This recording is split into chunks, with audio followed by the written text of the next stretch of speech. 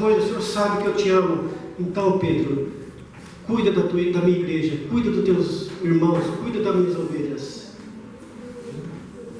E eu imagino, irmãos, que a Bíblia não fala isso, mas eu imagino que para cada pergunta que Jesus fazia para Pedro, Pedro, tu me amas? E Jesus respondia, sim, Senhor, eu te amo.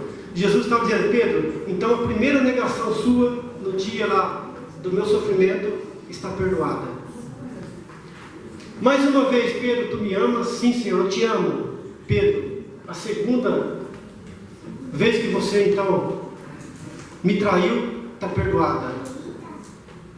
E mais uma vez então, Pedro, tu me amas, o Senhor sabe todas as coisas. O Senhor sabe que eu te amo. O Senhor sabe que tudo que eu falei foi sincero, mas como pecador que sou, eu caí, eu vacilei. O Senhor sabe todas as coisas. Eu não queria negar. O meu coração, quantas vezes, irmão, nós viemos à igreja, ouvimos o sermão e somos tocados pelo Espírito Santo, nós saímos da igreja com um propósito, agora eu não faço mais isso, agora eu vou fazer só isso, assim, assim. E amanhã você já está fazendo tudo de novo. Pedro, tu me amas? Sim, Senhor, o Senhor sabe todas as coisas. Então, Pedro, cuida da minha igreja. Pedro, as negações que você fez comigo lá estão perdoadas. Se existe alguma coisa entre mim e você, está perdoado, Pedro. Eu queria chamar você aqui um pouquinho. A Vivi, no último sermão, eu ia fazer uma participação com ela, porque no último sermão que eu preguei aqui, eu falei sobre dispenseiro de Deus. Não sei quando se lembra, mas eu falei sobre a dispensa de Deus. E a Vivi, como vizinha nossa, lá a gente conhece bem lá, então eu sei que lá perto de casa tem um mercadinho, e ela chama esse mercadinho do rapaz de vendinha. Ela fala, manda, vamos na vendinha. Então a vendinha é a dispensa dela. Então, Vivi, eu não vou te expor, não, tá para fazer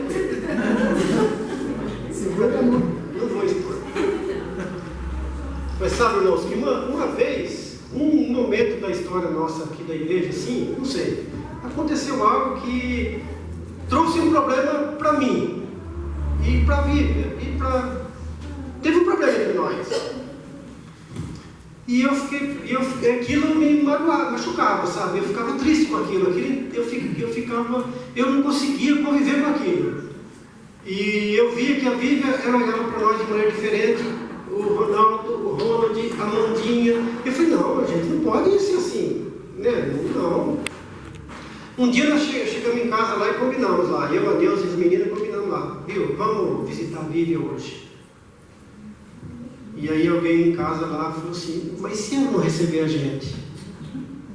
Eu falei assim, não tem problema, nós vamos lá. Aí nós chegamos na casa da Vivi, ela abriu a porta, nós entramos, conversamos ali, né? Uma conversa longa ali, e pedimos perdão, perdoa, enfim.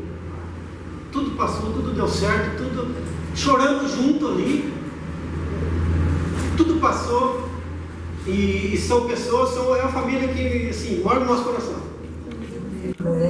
Então, sabe, irmãos, quando nós fazemos isso, não é questão que você está se rebaixando diante de alguém, não é assim. Quando você faz isso, é muito pelo contrário, você está se colocando no lugar daquele que está dizendo assim, olha, cuida da minha igreja, cuida das minhas ovelhas, cuida dos meus irmãos. É isso que Deus está falando.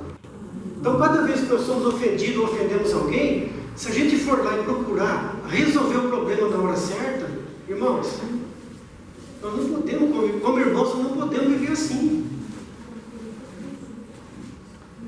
Então, foi fácil? Não foi fácil.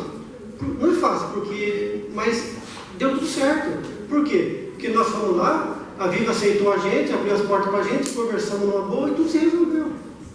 Choramos junto, momento difícil, tudo, mas tudo certo. Amém.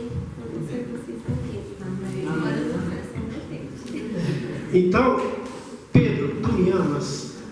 Você pergunta, Paloma, você ama Cristo? Paulo, você ama Cristo? Daniel, você ama Cristo? Cuida da minha igreja. Apacenta minhas ovelhas. Não deixa minhas ovelhas dispersar. Cuida das minhas ovelhas. Irmãos, a Bíblia diz que quando Jesus sai da presença dos discípulos, quando Jesus retorna para o céu, aquele que era um homem, Pedro, na sua sinceridade, uma pedra dura sendo lapidada, um homem que tropeçou muitas vezes, mas os evangelhos ele nos diz que Pedro, quando ele pregava, satisfazia o coração das multidões. Quando Jesus pregava, pessoas eram convertidas, mas quando Pedro pregou em um só sermão, 3.000 almas se converteu. Olha o poder do Espírito Santo. O poder do Espírito Santo na vida da pessoa, do cristão. E alguns outros comentários diz que onde os discípulos passavam, algumas pessoas doentes, se pegasse a sombra, curava as pessoas que estavam doentes. Olha o poder do Espírito Santo na vida das pessoas. Mas o Espírito Santo não consegue trabalhar na vida de uma igreja conturbada, onde há rivalidade, onde há briga, onde há distinção de pessoas. O Espírito Santo não consegue trabalhar. Que nós possamos, irmãos, ser como o apóstolo Pedro, apesar de cairmos muitas vezes, mas nos colocarmos no lugar de Pedro agora, dizer assim: Senhor, o Senhor sabe que nós amamos o Senhor, o Senhor sabe que muitas vezes nós caímos, mas nós queremos estar firmes, e nós queremos estar presentes naquele dia que o Senhor voltar para nos buscar.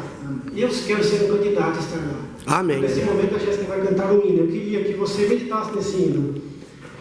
E eu era cantar esse hino, finalizando o hino, eu queria que você colocasse em pé, para nós orarmos juntos, para que Deus possa derramar a tua bênção sobre nós, sobre a tua igreja, nesta manhã. Amém. Amém.